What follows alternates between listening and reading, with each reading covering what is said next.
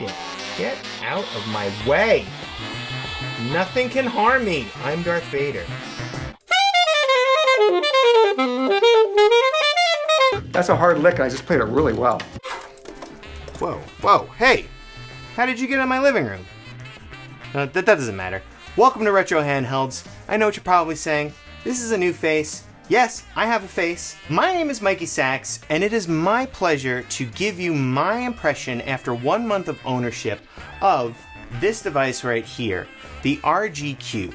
Now, this has quickly become my default device. This is the one that stays at my bedside. This is the one that goes into my backpack when I'm leaving the house. This niche handheld that I'm holding in my hands right here may be the device for you. I grew up with the Game Boy era so hard. That was like my pacifier when I was sitting in the back seat of my parents' Grand Marquis while they wanted me to just kind of be quiet and not fight with my other two brothers, because I had to catch them all. I'm influenced hugely by Pokémon, and for the square screen on this and the playability of many different emulation possibilities through this, all the way from the early stuff to GameCube and PS2, this has been my default. Now, it's not perfect, but for me, this may be the game changer that I have been looking for. I would love to show you around on it and give you some of my personal opinions. So when I purchased this device, I bought it with the case off of the Anbernic website with the actual unit itself. Now, there have been a couple of complaints to a lot of these reviewers that there was a lot of light bleed in the corners, and this has been beaten into the ground at this point. And I think Anbernic really tried to make this fix, because I bought this right off of the Anbernic website. It costs about $170 plus shipping. I haven't even touched my Odin 2 since having this, and there's a lot of similar traits to it, with the exception of the screen. It does have these ergonomic bumps on the back, which I love with this textured grip. The plastic feels primo. It really does. Like, there's no fingerprints to this. I really haven't wiped it down. It has been, so far, holding up really well.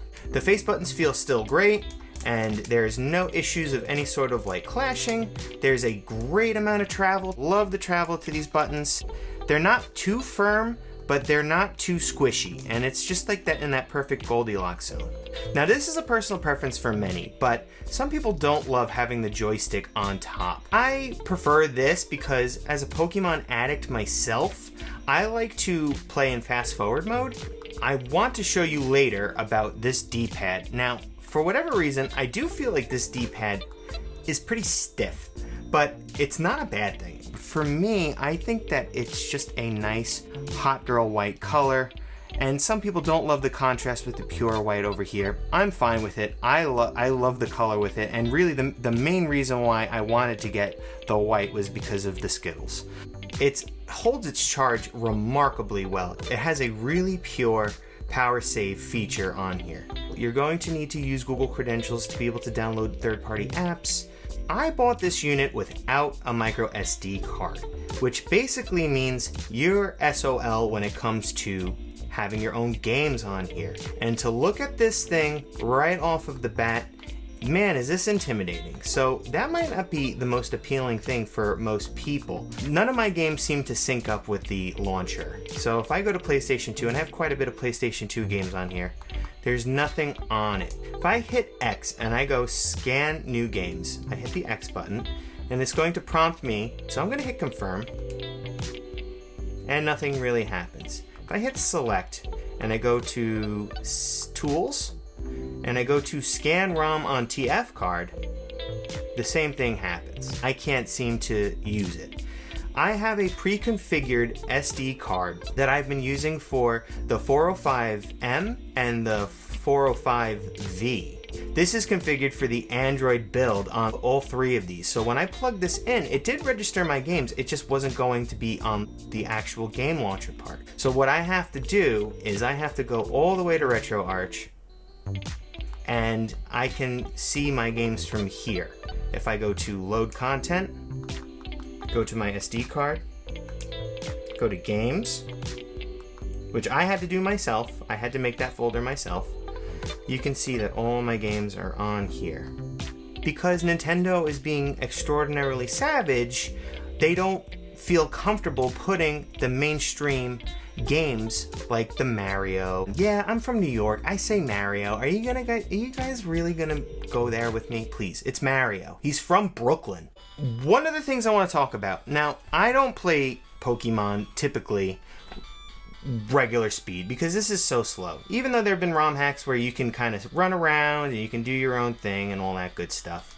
I have to play it on fast forward. You know, I got things to do. I'm pretty busy. I pre-configured all of the hotkeys so that way I can have save states, I can load the state, and then I got my fast forward on the top.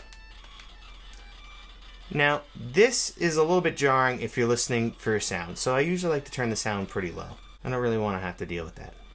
With the Gambate core, you can easily turn your fast forward off by hitting the right trigger, and it's off. And then if you want to go back and just have a little bit of control and be able to hold it down, you can do that as well. I want to talk about this D-pad because to me this is stiff. I don't know if you feel the same way, which is a good thing. I'm going to tell you why. So if you're going in fast forward and you want to just go one square in Pokemon, you have that ability. So that's one of the reasons why I really love having this nice stiff D-pad. So if I wanted to talk to Oddish over here, all I would have to do is lightly press it, and he just turns around, and then I can talk to Oddish. And he's telling me that I'm glad that he's glad that I'm here. And I appreciate when they're really nice to me. If you're trying to get to, say, the Pokemon Center, and you don't want to overshoot it, you can just hit that D-pad, and you can just get to right where you want to be. Having the joystick on top, again, is just another quality of life thing that I really like. One thing that a lot of people talk about is that this thing snaps to the cardinal directions, which basically means it's going to snap to the left, right, up, and down. Now, a lot of people who play maybe first-person shooters are not going to love that. Now, I'm going to take this and I'm going to lower it to its lowest brightness setting. So that's our lowest brightness setting, and then we can go to our highest. This thing pumps.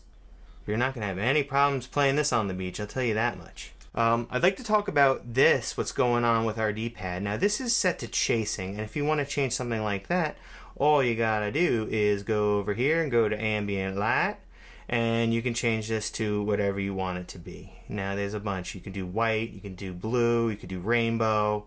Marquee was pretty good. I did like this one for a while. I like chasing because it's actually relevant to the inputs. The actual device is speaking to you. It's saying, hey, it's working really good. Look at how good I'm working. Isn't that great? That's really great, right? Now I would like to have you all hear what this thing actually sounds like.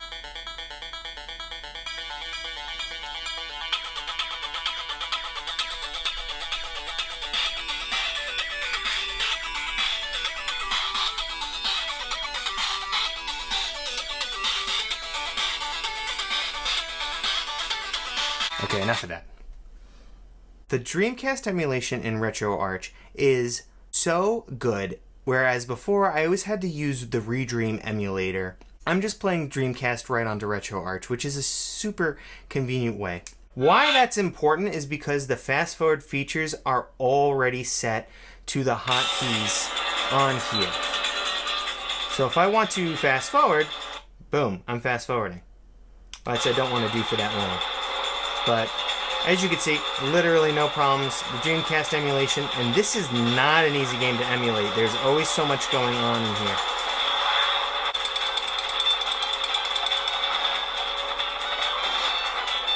Now, I probably know what you're thinking. What is Nintendo 64 going to be like on here? And the truth of the matter is, in RetroArch, I'm not sure. Ah! And there's no video. And let's try the parallel N64 core. Hey, look at that. Which means we've got access to fast forward.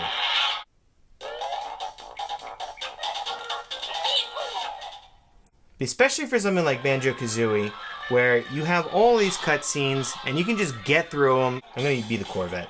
I'm always the Corvette when I'm trying this game out. Alright, got us some glitches there. It's glitching out. Is it playable? Yes. But are you discouraged? Don't be. You can get all of this stuff, and this is the default emulator on the RG Cube. MuPen 64 Plus FZ. And if we go in here and we start to play, I don't know, say Cruisin' USA again, it's gonna run a lot better. Now, so far, no stuttering whatsoever going on here.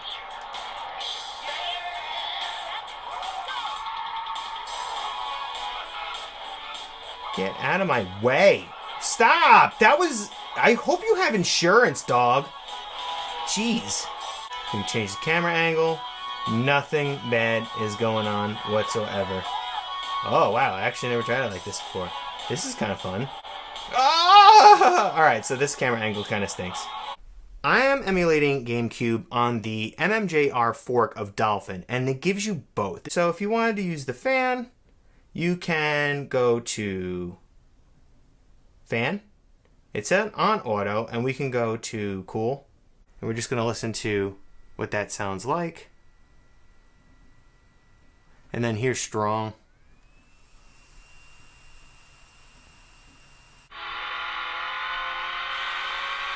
Alright, here we have some GameCube, one of my favorite games of all time.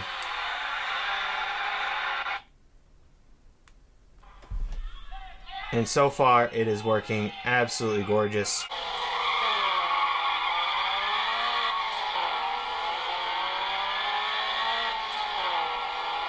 If you're wondering why everybody's so happy and there's no, I don't know, say, Lil Jon going brum bum bum ba da bum, and you know, sometimes he likes to go to the windows and he goes to the wall, and that's up to him. That's completely his thing.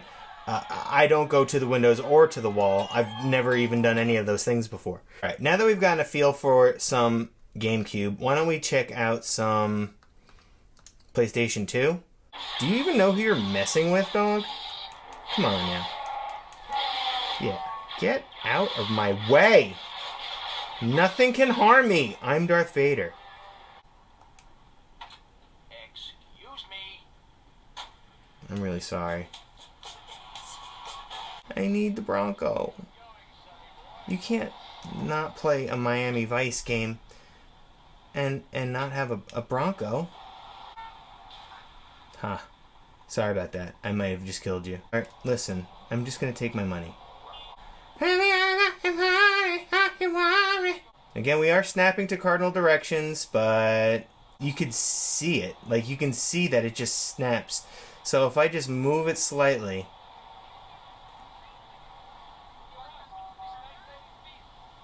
Not a great feeling, but it is what it is. Is it playable? Absolutely. Are you going to notice? Would you notice if I told you? I mean, would you? So when you're in the car, no, you cannot tell. When you are outside of the car, most deaf. Oh, you gonna be alright, bro? I'm really sorry about that, dude. In conclusion, the ergonomics and the hardware and all of the other amazing things that you don't really want to have to think about, it's all here.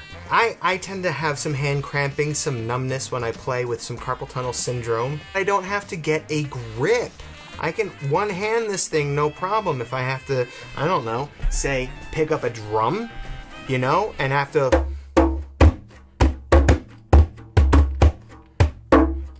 I could be gaming and drumming at the same time. It's just easy. Every time you pick up this thing, it's fun. There's lights on the joysticks. There's got a cute little perfect 1:1 aspect ratio screen. And best of all, I don't have to buy these things. Yeah, it's cool. You can get like a color and stuff, and you know, you could probably, if you really, really wanted to, you could probably, you know, maybe go like this. If you're into the Etsy 3D printed grips, but you don't have to with this device, which is one of the reasons why I kind of freaking love this thing. You may want to buy a device like this with a preloaded SD card if you're just getting started out, and it may just need a whole other micro SD card in order to get that game launcher to work. And if you're not a tech savvy person, I can't recommend that you buy this without the preloaded SD card. I bought this without. I was trying to save some money. It is an expensive device, so I would use your own discretion at that.